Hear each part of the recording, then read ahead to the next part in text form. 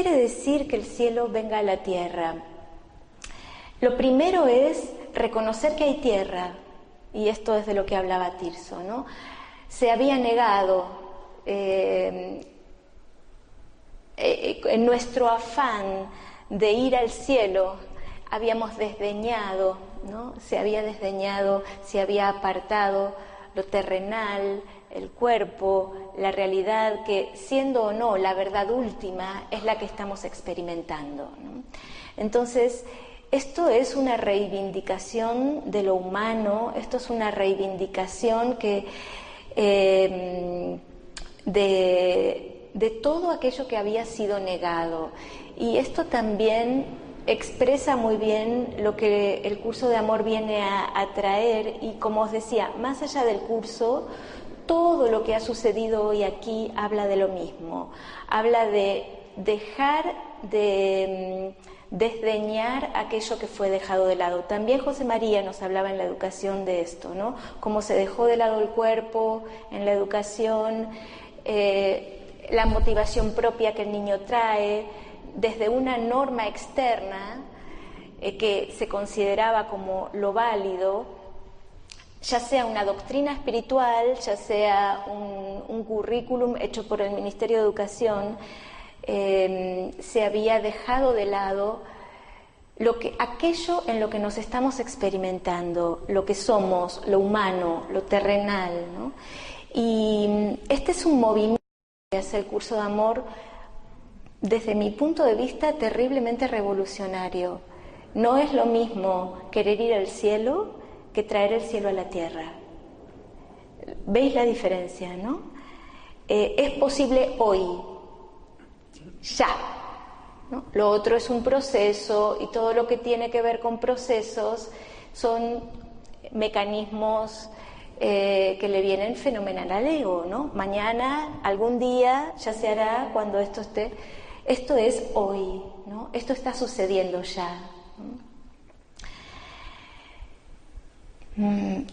Entonces, un poco el enfoque que yo también quise darle a esta charla, y que tiene mucho que ver con lo que se ha dicho hasta ahora, es dar escucha, una palabra de la que estuvimos hablando y además ejercitando en toda la jornada de hoy, a todo lo que no ha sido escuchado aún, a lo que ha sido juzgado. Me emocionó mucho cuando Tirso habló de la gente que quitó la vida a otras personas, y de todo lo que ha sido juzgado. Es momento de que sea escuchado, porque todo debe entrar en la unidad, porque eso es el cielo es la unidad. Y sin darnos cuenta, en nuestro afán de pureza, de ser más puros para ir al cielo, lo que estamos haciendo es erradicar todo aquello que juzgamos impuro, ¿no? Y este no es el mecanismo del amor. El mecanismo del amor es la integración, ¿no? Entonces, afuera y adentro, y afuera como un reflejo de lo que haremos adentro, se trata de escuchar en nosotros todo lo que hemos juzgado. Y también con el tema de los juicios hay una reflexión que me gustaría hacer, con toda la buena intención, porque eso no está en duda, con toda la intención de crecer, de ser mejores, de volver a ese lugar del que sentimos que alguna vez pertenecimos y caímos, pues fuimos aprendiendo que juzgar no es un mecanismo que nos lleva al amor. Eso parece que desde distintos lugares nos venía la misma información y lo hemos aceptado, ¿no? Pero el problema es que empezamos a querer no juzgar, y en este querer no juzgar hay un juicio al juicio, ¿no? Hay una negación de lo que mi mente como instrumento está diseñada para hacer. Entonces, Yo os invito a que miremos juntos el tema de los juicios sin juicio. ¿Está mal juzgar? Escuchad la pregunta,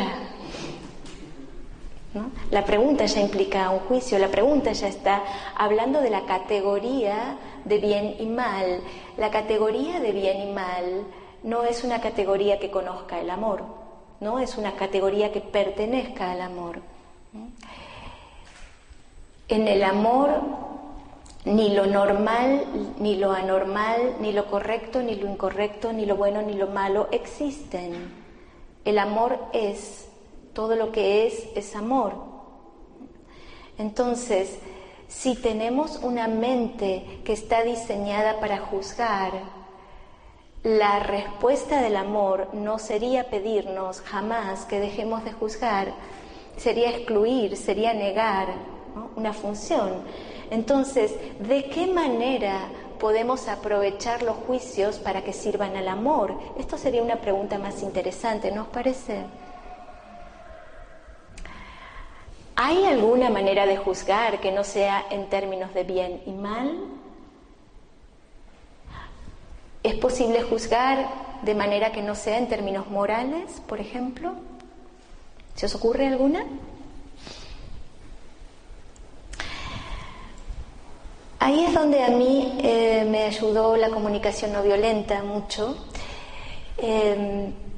Y para mí una pregunta que es propia del lenguaje del amor y no del lenguaje de la separación, que es el que hablamos todos, porque es el propio del sistema de pensamiento en el que estamos, que es el sistema de pensamiento de la separación.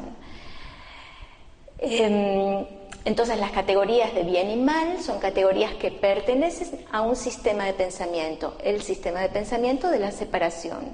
¿Qué es bueno o es malo? No es ni bueno ni malo, es efecto de una causa. ¿Cuál es esa causa? La causa de que hemos querido vivir una experiencia de separación. ¿Y eso es bueno o es malo? Si nos vamos a la parábola del hijo pródigo,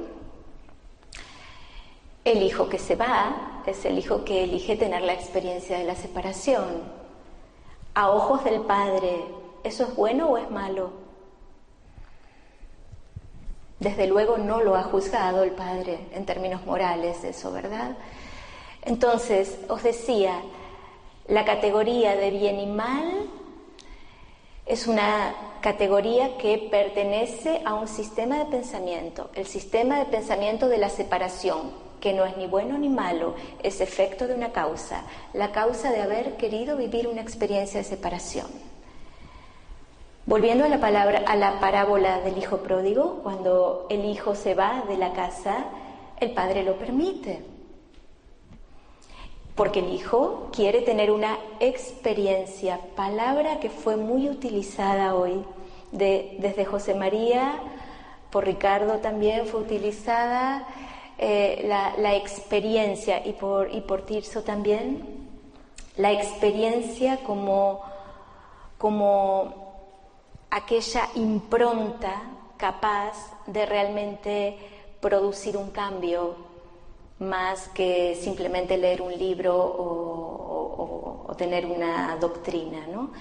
Pues el hijo pródigo quiso tener una experiencia totalmente legítima.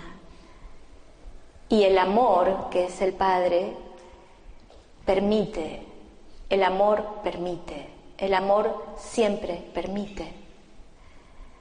El hijo tiene esa experiencia, quiere vivir un propósito, ¿no? Tiene un propósito de tener la experiencia de la separación. La separación, por suerte, no es real, y eso hoy lo prueba hasta la ciencia, ¿no? En el sentido de que sabemos que todo está unido, pero también es cierto que experimentamos separación, experimentamos cuerpos separados, lo que vemos está separado, tenemos que mirar en un microscopio para ver que está unido, pero tenemos una experiencia de separación. Entonces, ¿qué haría el padre para que su hijo volviera ¿Qué haría el Padre si el amor solo puede permitir, si el amor solo permite, si el amor no juzga? ¿Cómo haría para volver? La única manera es cambiar el propósito. Hubo un propósito de separación que libremente y con todo su derecho el Hijo eligió, y ahora el mismo Hijo libremente en algún momento querrá cambiar ese propósito y entonces podrá volver. Y ahí me vale muchísimo lo que tú comentaste, Tirso, acerca de esta gente que no es capaz que tiene el problema de no poder sentir sufrimiento. Porque lo que cambiaría ese propósito, lo que cambia ese propósito, es la experiencia del dolor al que lleva la separación. La separación lleva al dolor porque genera miedo. Porque si no estoy unido y me creo que es verdad, que pueden pasarme cosas de afuera, que me experimento en un cuerpo que creo que soy yo y que va a morir, ¿cómo no voy a tener miedo? Es imposible no tener miedo. Y del miedo se derivan todas las cosas que dan sufrimiento, adentro y en el mundo. Es decir, el infierno. El infierno es el sufrimiento que se genera por sentir el miedo que viene de sentir la separación. Entonces es la capitalización de ese miedo, el sentirlo, de ese dolor al que llevó el miedo, lo que puede generar el cambio de propósito, que es el que va a permitir experiencias de unidad. A mí me emociona profundamente ver en experiencias como la que estamos teniendo aquí, cómo el propósito de la unión se hace evidente en tanta gente, en tantas formas, en la educación, en la música, en tantas formas distintas, cómo se expresa el mismo deseo, el deseo de ser quien realmente soy, sin hablar de esto, ¿no? Ser quien soy. Y ser quien soy es, en términos del curso de amor, es ser Cristo. La palabra Cristo quiere decir no Jesús, sino nuestra verdadera identidad, ¿no? Jesús también en cuanto a que Él se identificó con su verdadera identidad y la asumió y la actuó, pero todos nosotros en el mismo sentido, ¿no? Entonces, la invitación del curso y del tiempo en el que estamos, ¿no?, más allá del curso, es a vivir según quienes somos. Esto tiene que ver con lo que decía Tirso, de vivir siendo normal, ¿no? Tiene que ver con lo mismo. Entonces, todo esto tiene que ver con traer el cielo a la tierra. Es ya, hoy, aquí, sin negar lo que siento. También tiene que ver con no solo no negar el cuerpo, no negar lo material, tampoco negar las emociones desagradables, las emociones que me incomodan, y escucharlas como hace el amor, que es traducirlas desde el sistema de pensamiento de la separación que usa juicios morales a el sistema de pensamiento de la unidad, que es, y ahí voy a usar tu palabra, José María, la corazón o el corazón.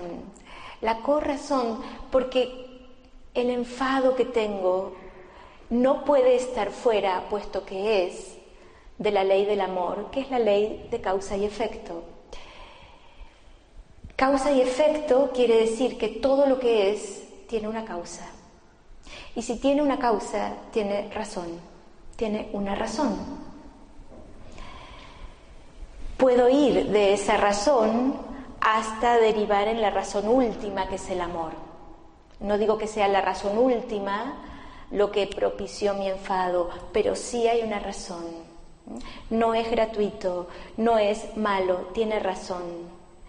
Y escuchar con el corazón es escuchar las razones, incluso del que tenga una ideología que esté en mis antípodas, en las antípodas de lo que yo pienso, o en la de alguien que haya quitado la vida a otro. No puede haber hecho eso si no había una causa, y esa causa, no estoy hablando de justificar, estoy hablando de escuchar, estoy hablando de comprender.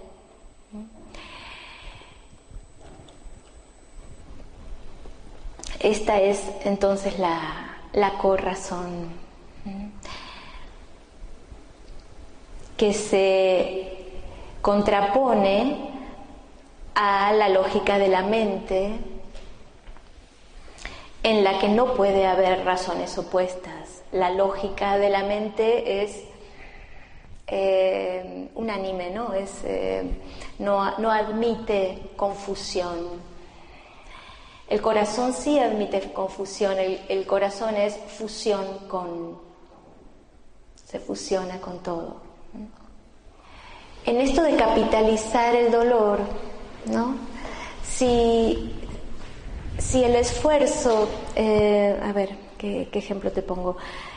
Si cuando me voy de lo que es la ley del amor sufro, entonces esa acción que me llevó o ese pensamiento que me llevó al sufrimiento, ya no lo juzgo en términos de bueno o malo, sino a dónde me lleva al sufrimiento, ¿no? ¿Sirve a la vida mi sufrimiento?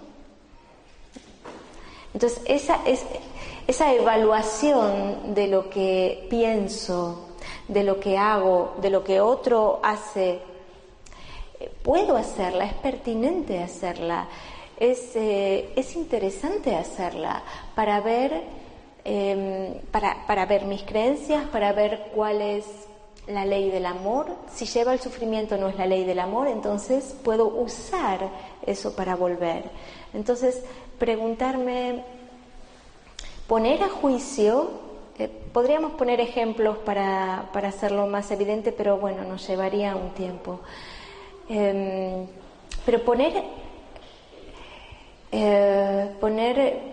plantearte,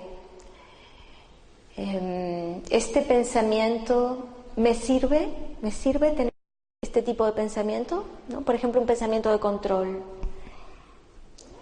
Entonces, eso es de alguna manera llevarlo a juicio al pensamiento, pero no en categorías morales, sino en categorías de causa-efecto y de servicio o no hacia el amor, y reconozco el amor por las consecuencias, por sus frutos los conoceréis, ¿no? Por si hay gozo, por si hay expansión, por si hay humor, todo esto, descanso. En la comunicación no violenta es muy bonito que se nos advierte que a veces cuando sentimos agradecimiento, nos ha gustado mucho algo que alguien ha hecho y le queremos agradecer, le decimos lo que es. Eres un genio, eres magnífico, eres. Y nos advierte ahí la comunicación violenta eso mismo que tú nos has dicho, ¿no? Que si a magnífico lo cambio por un término negativo, ¿no? Es lo mismo en realidad, ¿no? Entonces ese formato sigue siendo un formato que vehiculiza un sistema de pensamiento de separación, y que en definitiva que me digan qué soy o quién soy no corresponde, ¿vale? Entonces una manera bonita de agradecer es decir qué me aportó a mí lo que tú me diste, cómo mi vida es más rica, es más plena ahora gracias a lo que tú me diste, a lo que tú me dijiste. Esto le hace sentir a la persona que le estás dando ese agradecimiento, pues primero un conocimiento, o sea, le aportas tú algo y de la otra manera no le aportas nada. Y por otro lado lo dejas libre, ¿no? Porque la misma persona que te puede decir ya te está de alguna manera, tienes poder sobre. Sí hay juicio también, sí, lo que tú decías, en una bella opinión.